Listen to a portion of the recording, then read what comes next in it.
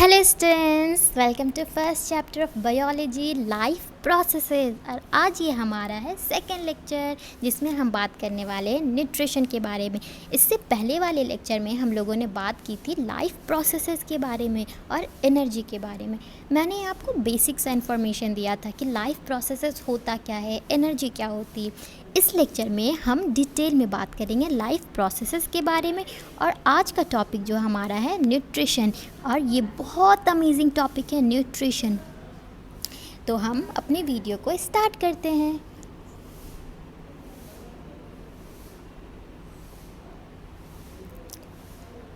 यहाँ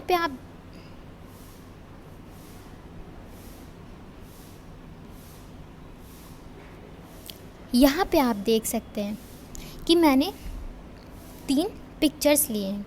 आज के इस लेक्चर को हम एग्जाम्पल से स्टार्ट करते हैं। थोड़ा इंटरेस्टिंग बनाकर पढ़ेंगे, थोड़ा सा मज़ेदार। और मैंने स्टार्ट किया है आज के लेक्चर को एग्जाम्पल्स से। तो आप यहाँ पे 3 एग्जाम्पल्स देख रहे हैं। कितने? 3 एग्जाम्पल्स है। ये तीनों एग्जाम्पल्स जो हैं ये एग्जाम्पल्स हैं। ओके, मेरे साथ आपको लिखना है। मैं जो भी लिखूँगी आपको मेरे साथ उसे लिखना है। और कुछ भी प्रॉब्लम हो तो आप मुझे कमेंट में बता सकते हैं। यहाँ पे 3 एग्जाम्पल हैं। तो तीनों एग्जाम्पल्स में जैसा कि आप देख सकते हैं, फर्स्ट एग्जाम्पल में क्या है कि एक हॉर्स है, ये घोड़ा जो दौड़ रहा है। कितना ब्यूटीफुल सा हॉर्स है ना। तो ये घोड़ा जो है वो दौड़ रहा है। और एक आदमी, एक मैन है जो सिंगिंग कर रहा है। और तीसरा जो है आदमी, वो आराम से खराटे लेकर सो रहा है। वो कहते हैं ना हम लोग, घोड़े बेचकर सोना। बस ये आदमी वही काम कर रहा है, घोड़े बेचकर सो रहा है। तो मैं आप लोगों से एक क्वेश्चन पूछती हूँ, ये बताइए आप लोग मुझे, और इसके आंसर्स आप लोग मुझे कमेंट बॉक्स में बताएंगे। और सभी को कमेंट भी करना है। आप ये बताएं, मेरे क्वेश्चन का आंसर करें कि ये तीनों एग्जाम्पल्स में ये तीनों जो हैं, आदमी, घोड़ा और 2 आदमी जो हैं, वो ज़िंदा हैं या मर चुके हैं। आप मुझे कैसे बताएं कि ये ज़िंदा है या मर चुके हैं? तो आप लोग मुझसे कहेंगे कि आप लोग मुझे बताएंगे कि ये इनमें कुछ ना कुछ मूवमेंट्स हो रही हैं। जैसे घोड़ा है, ये घोड़ा क्या कर रहा है? दौड़ रहा है, इसमें मूवमेंट हो रहा है। ये आदमी, ये क्या कर रहा है? सिंगिंग कर रहा है। तो इसमें क्या हो रहा है? इसमें भी तो मूवमेंट हो रहा है। अपने मुंह को हिला रहा है, अपने मुंह से गा रहा है, तो इसमें तो मूवमेंट हो रहा है। और ये आदमी सो रहा है, एकदम आराम से सो रहा है, खराटे लेकर। कुछ टेंशन नहीं है इसे, जैसे हम लोगों को टेंशन होती है हमारी पढ़ाई की। इसे कुछ टेंशन नहीं, इसे सिर्फ सोना है। तो ये आराम से सो रहा है। सोते टाइम क्या हो रहा है? इसका जो चेस्ट है अप एंड डाउन हो रहा है। ठीक है, तो इसमें भी तो मूवमेंट हो रही है। तो हम कह सकते हैं कि ये तीनों जो है पिक्चर्स में हम एग्जांपल्स जो दिख रहे हैं, उनमें कुछ ना कुछ मूवमेंट हो रहा है। इसलिए हम बता सकते हैं कि हाँ, ये जो है वो लिविंग है, वो अलाइव है, वो ज़िंदा है। ओके, चलें अब आगे देखते हैं हम। ये तो हो गई ह्यूमंस के बारे में, एनिमल्स के बारे में। अब मैं आप लोगों से पूछती हूँ प्लांट्स के बारे में। ठीक है, यहाँ पे आप देख सकते हैं 2 प्लांट्स हैं, और दोनों कितने ब्यूटीफुल से प्लांट्स हैं ना। तो सिर्फ देखना नहीं है, एग्जाम्पल्स को समझने भी हैं। तो देखें, यहाँ पे एक ग्रीन प्लांट है जिसके लीफ ग्रीन से हैं, और एक जो है वो नॉन ग्रीन प्लांट है। तो इन दोनों में से हम कैसे बता सकते हैं कि दोनों लिविंग हैं या नॉन लिविंग हैं? बताएं मुझे, ये कमेंट बॉक्स में बताएं कि दोनों लिविंग है या नॉन लिविंग है। एक एग्ज़ाम्पल लेते हैं। मेरा एक स्टूडेंट है, ओके, जिसका नाम है लड्डू। लड्डू नाम है, मेरे एक स्टूडेंट का नाम है लड्डू। उसका नाम लड्डू क्यों है? उसका नाम लड्डू इसलिए था क्योंकि वो बहुत लड्डू खाता था। इतना लड्डू खाता था तो उसके मम्मी पापा ने उसका नाम लड्डू रख दिया। तो मेरा एक स्टूडेंट है जिसका नाम है लड्डू। एक दिन मैंने उससे पूछा कि लड्डू ये बताओ, प्लांट्स जो होते हैं वो लिविंग होते हैं या नॉन लिविंग होते हैं? तो लड्डू ने मुझसे कहा कि मैम, प्लांट्स जो होते हैं वो लिविंग होते हैं। तो मैंने उससे पूछा कैसे, वाई? मैंने उससे क्वेश्चन पूछा कि तुम कैसे कह सकते हो कि प्लांट्स लिविंग होते हैं? तो उसने कहा कि प्लांट्स के जो लीफ होते हैं वो ग्रीन से होते हैं, वो बहुत ग्रीन होते हैं, इसलिए वो लिविंग होते हैं। तो मैंने कहा अच्छा भाई ठीक है, वो ग्रीन होते हैं इसलिए वो लिविंग है। अब मैंने उसे एक नॉन ग्रीन प्लांट दिखाया, जैसा कि आप लोग यहाँ पे देख सकते हैं। नॉन ग्रीन पर्पल कलर के हैं और थोड़े थोड़े से ग्रीन ग्रीन से हैं। तो मैंने उसे ये प्लांट दिखाया। अब मैंने पूछा कि अब बताओ कि ये लिविंग है या नॉन लिविंग। तो उसने मुझसे कहा, वो थोड़ा सोचने लगा। उसके बाद मुझसे वो कहता है, लड्डू जो मेरा स्टूडेंट है, उसने कहा कि मैम ये भी लिविंग है। तो मैंने पूछा हाँ ये क्या बात है, तुमने अभी कहा कि मैम प्लांट्स लिविंग इसलिए होते हैं क्योंकि उनके लीफ ग्रीन ग्रीन होते हैं।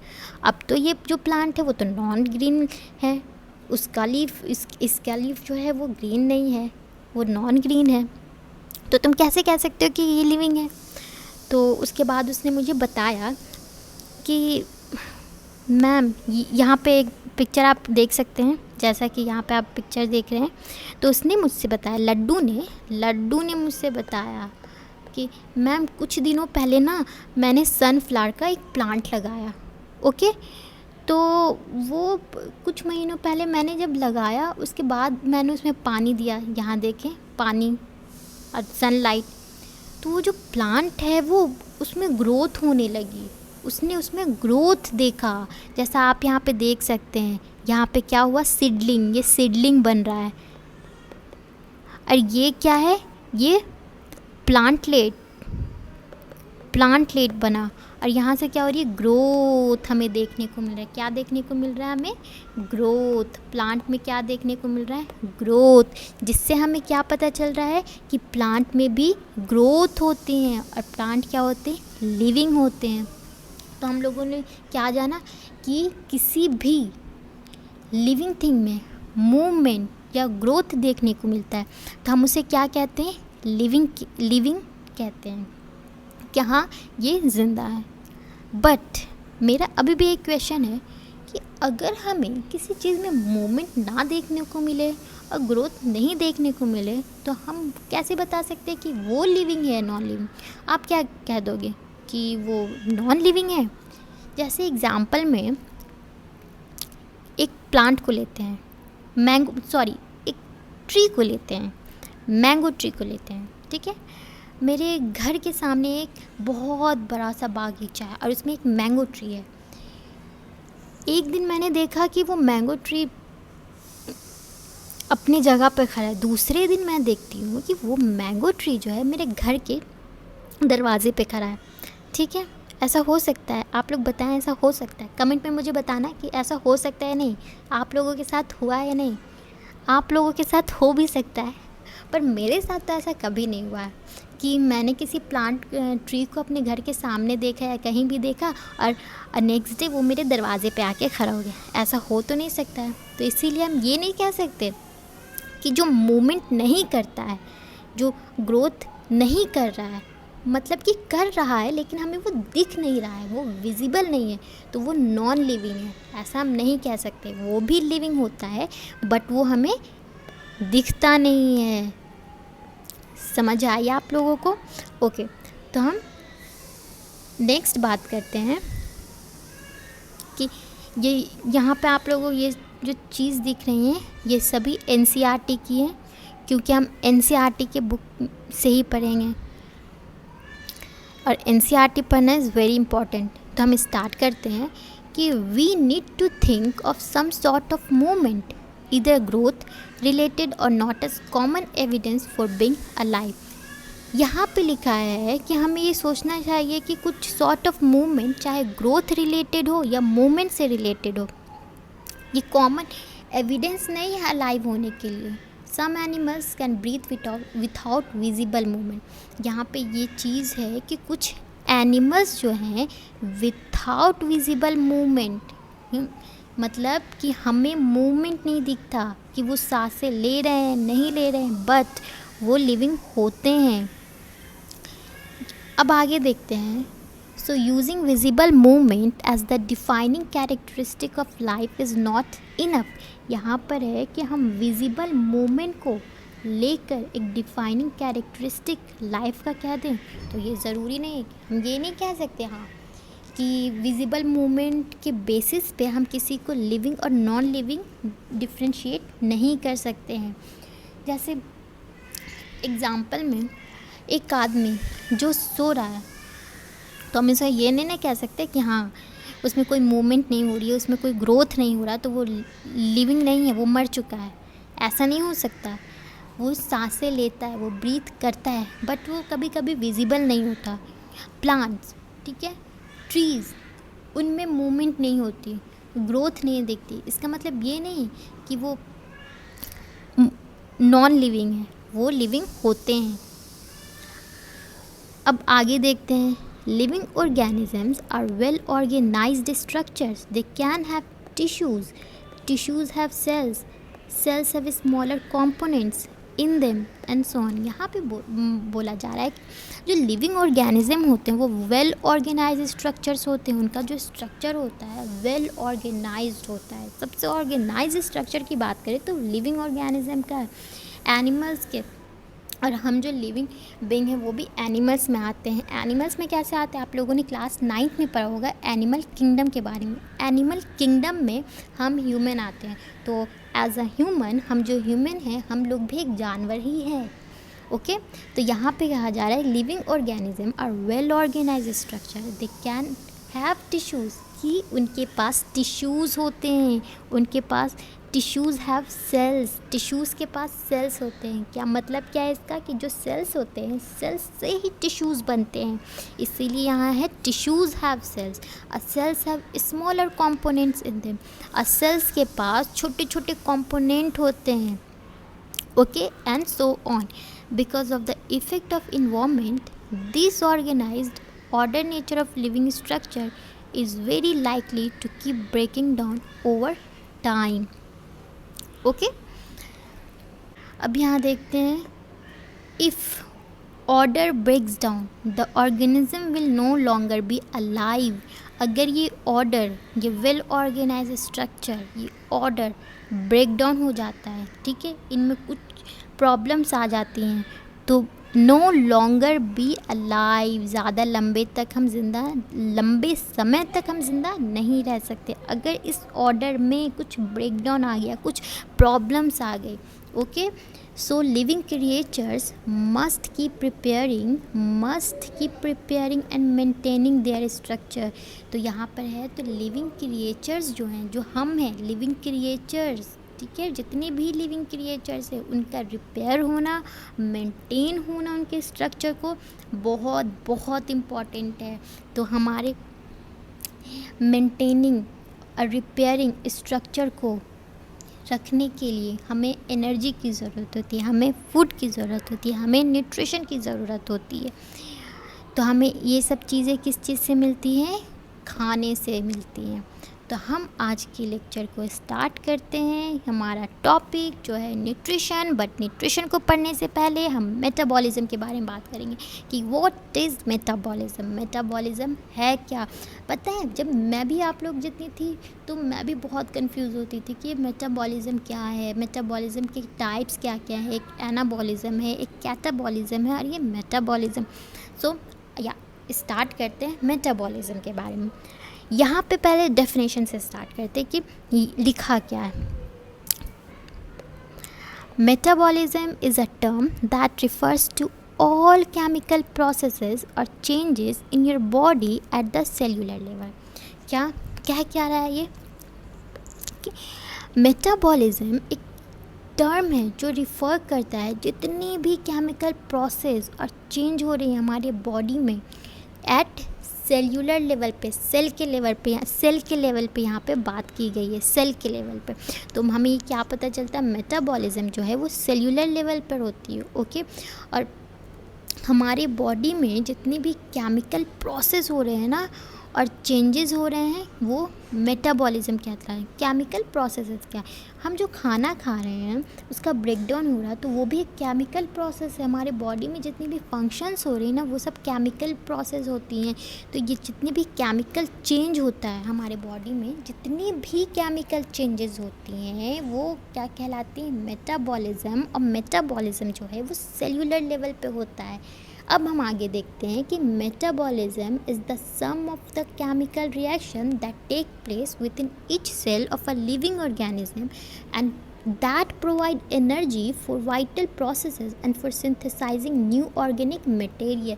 क्या कहा जा रहा है कि मेटाबॉलिज्म जो है क्या है, सम ऑफ केमिकल रिएक्शन, जितने भी केमिकल रिएक्शन हमारे सेल के अंदर हो रहे हैं, लिविंग ऑर्गेनिज्म के अंदर हो रहे हैं, वो बहुत ही इम्पॉर्टेंट है और वो क्या करता है, एनर्जी प्रोवाइड करता है हमारे वाइटल प्रोसेसेस के लिए और सिंथेसाइज करता है न्यू ऑर्गेनिक मटेरियल को। अब यहाँ पे बात करते हैं सिंथेसाइजिंग होता क्या है। सिंथेसाइज मतलब होता है सिंथेसाइजिंग फॉर्मेशन, इसका मतलब होता है फॉर्मेशन, किसी चीज़ का फॉर्मेशन होना हमारे बॉडी में। सिंथेसाइजिंग का मतलब होता है फॉर्मेशन होता है। और हम लोगों ने क्या जाना, मेटाबॉलिज्म। मेटाबॉलिज्म सिंपल में ये है कि हमारे बॉडी में जितने भी केमिकल प्रोसेसेस हो रहे हैं, चेंजेस हो रहे हैं, किसी चीज़ का टूटना, बनना, ये सब क्या है, केमिकल प्रोसेसेस है। और मेटाबॉलिज्म जो है वो एक सेल्यूलर लेवल पे होता है। हम यहाँ पे देख सकते हैं, यहाँ पे प्रोटीन है, कार्बोहाइड्रेट्स, फैट्स है, ये सेल्यूलर रेस्पिरेशन हो रहा है। ये जब ब्रेकडाउन होता है तो हम क्या मिलता है, ADP, ATP, ये सब क्या है, ये सब है एनर्जी। ब्रेकडाउन से हमें क्या मिल रही है, एनर्जी मिल रही है। तो क्या है, ये भी एक मेटाबॉलिज्म है। तो मैंने आप लोगों को क्या बताया, मेटाबॉलिज्म क्या है। मेटाबॉलिज्म हमारे बॉडी में जितनी भी केमिकल प्रोसेसेस हो रही हैं, चेंजेस हो रही हैं सेल्यूलर लेवल पे, उन्हें हम कहते हैं मेटाबॉलिज्म। अब हम मेटाबॉलिज्म के बारे में आगे जानते हैं कि कितने टाइप्स होते हैं। तो यहाँ पे क्या लिखा है, the metabolic pathways are of two types के होते हैं। फर्स्ट क्या है, एनाबॉलिक पाथवे, सेकंड क्या है, कैटाबॉलिक पाथवे। तो एनाबॉलिक पाथवेज के बारे में पहले हम लोग बात करते हैं। यहाँ है, in the process of anabolism energy is used. Okay, हम लोगों ने डेफिनेशन क्या कहा कि in the process of anabolism energy is used. Anabolism का जब प्रोसेस होता है तो हम उसमें एनर्जी को यूज़ करते हैं, उसमें एनर्जी यूज्ड होती है। ओके, एनाबॉलिज्म मेकिंग, सेकेंड क्या है, anabolism making of bonds. Anabolism में बॉन्ड्स जो होते हैं वो बनते हैं, ब्रेकडाउन नहीं होता, उसमें बॉन्ड्स को हम बनाते हैं एनाबॉलिज्म में। is the synthesis of complex molecules from simpler ones. These chemical reaction require energy। अब हम एनाबॉलिज्म को और अच्छे से जानते हैं। तो एनाबॉलिज्म में बॉन्ड्स को हम बनाते हैं, इसमें कॉम्प्लेक्स मॉलिक्यूल्स जो होते हैं वो सिंपल वे में एकदम ब्रेक डाउन हो जाते हैं। जैसे हम फूड खाते हैं तो वो कॉम्प्लेक्स होता है, ओके, हम उसे सिंपल बनाते हैं ना, उसे ब्रेक करके। तो एनाबॉलिज्म में यही है, कॉम्प्लेक्स मॉलिक्यूल्स को सिंपल मॉलिक्यूल्स में बनाना। और इसमें क्या होता है, एनर्जी की रिक्वायर होती है, एनर्जी हमें चाहिए होती है। These chemical reaction require energy. अब हम बात करते हैं कैटाबॉलिक पाथवेज के बारे में। डेफिनेशन देखते हैं, in the process of catabolism energy is released. Okay, catabolism के प्रोसेस में एनर्जी जो है वो रिलीज्ड हो जाती है, एनर्जी यूज़ नहीं होती, रिलीज़ हो जाती है। हम अब सेकेंड डेफिनेशन देखते हैं, सेकेंड पॉइंट देखते हैं, कैटाबॉलिज्म ब्रेकिंग ऑफ बॉन्ड्स। हम लोगों ने एनाबॉलिज्म के बारे में देखा था कि मेकिंग ऑफ बॉन्ड्स, इसमें बॉन्ड्स का बनना होता है, बट कैटाबॉलिज्म में बॉन्ड्स जो है वो ब्रेक डाउन होता है, वो टूटता है। और इसमें क्या होते हैं, ब्रेक डाउन होते हैं complex molecule into simpler once.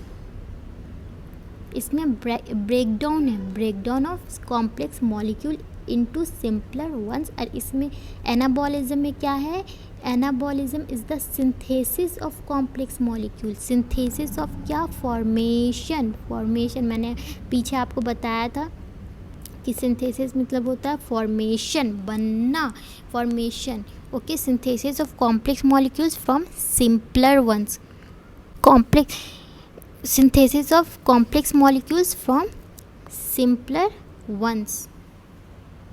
एक पाथवे में क्या है, breakdown of complex molecule into simpler ones, this reaction release energy, इस रिएक्शन में एनर्जी रिलीज़ होती है। ओके, कैटाबॉलिक पाथवे में एनर्जी रिलीज़ होती है। अब हम यहाँ पे एग्जांपल देखते हैं। जैसा आप देख सकते हैं कैटाबॉलिज्म है और एनाबॉलिज्म है। कैटाबॉलिज्म में क्या होता है, ब्रेक डाउन लार्ज मॉलिक्यूल, देखिए ये मॉलिक्यूल्स हैं, ये सब मॉलिक्यूल्स हैं, इनका ब्रेक डाउन हो रहा है और एनर्जी क्या हो रही है, रिलीज़ हो रही है। ब्रेक डाउन हुआ, ये ब्रेक डाउन आप देख रहे हैं और एनर्जी रिलीज़ हुई। अब यहाँ पे आप देखें एनाबॉलिज्म, छोटे छोटे मॉलिक्यूल्स हैं, इनका फॉर्मेशन, मैंने बताया था ना, synthesis of complex molecule from simpler ones, formation हो रहा है। ये जो मॉलिक्यूल्स हैं, मॉलिक्यूल्स है ये सब, ये हम लोगों ने लिया, अपटेक किया, अब ये क्या हो रहा है, ये बन रहा है, मॉलिक्यूल्स का फॉर्मेशन हो रहा है, सिंथेसिस लार्ज मॉलिक्यूल्स। ओके, तो आप लोगों ने क्या समझा आज, एनाबॉलिक पाथवे और कैटाबॉलिक पाथवे। एनाबॉलिक पाथवे में क्या होता है, एनर्जी यूज़ होती है, और कैटाबॉलिक पाथवे में क्या होता है, एनर्जी रिलीज्ड होती है। एनाबॉलिज्म में क्या होता है, synthesis of complex molecule from simpler one, synthesis क्या, फॉर्मेशन, और एनाबॉलिज्म में मेकिंग ऑफ बॉन्ड्स होती है। कैटाबॉलिज्म में क्या है, ब्रेकिंग ऑफ बॉन्ड्स होती है, break down of complex molecules into simpler ones, यानी कि कॉम्प्लेक्स मॉलिक्यूल का टूटना सिंपलर वंस में, छोटे छोटे मॉलिक्यूल्स में। और कैटाबॉलिज्म में क्या है, एनर्जी रिलीज़ होती है, एनाबॉलिज्म में एनर्जी की रिक्वायरमेंट होती है। आज के लेक्चर में हम लोगों ने क्या क्या पढ़ा कि लाइफ प्रोसेसेस क्या है, उसके बारे में आगे की बातें हम लोग की। उसके बाद हम लोगों ने क्या पढ़ा कि लिविंग क्या है, नॉन लिविंग क्या है, कैसे हम डिफ्रेंशिएट कर सकते हैं लिविंग और नॉन लिविंग में। उसके बाद हम लोगों ने क्या देखा, उसके बाद हम लोगों ने बात की मेटाबॉलिज्म के बारे में कि मेटाबॉलिज्म क्या है, मेटाबॉलिज्म के कितने टाइप्स होते हैं, एनाबॉलिक पाथवे क्या है, कैटाबॉलिक पाथवेज क्या है, हम लोगों ने इन सब चीज़ों के बारे में बात की। और आज के लिए इतना ही। अगर आपको ये वीडियो अच्छी लगी हो या कुछ आपको प्रॉब्लम हुई हो तो मुझे आप कमेंट में बताएं, और नेक्स्ट वीडियो में हम न्यूट्रिशन स्टार्ट करेंगे। ओके, मुझे पता है आज का टॉपिक न्यूट्रिशन था, बट हम न्यूट्रिशन पढ़ नहीं पाए। नेक्स्ट वीडियो में हम न्यूट्रिशन स्टार्ट करेंगे। सो आप लोग भी न्यूट्रिशन के बारे में एनसीईआरटी से देख लेना। एनसीईआरटी से अगर आप थोड़ा देखेंगे न्यूट्रिशन के बारे में तो आपको समझने में इजी होगी। तो आज के लिए इतना ही। अगर आपको ये वीडियो अच्छी लगी हो तो चैनल को सब्सक्राइब करें और लाइक करें। Okay students,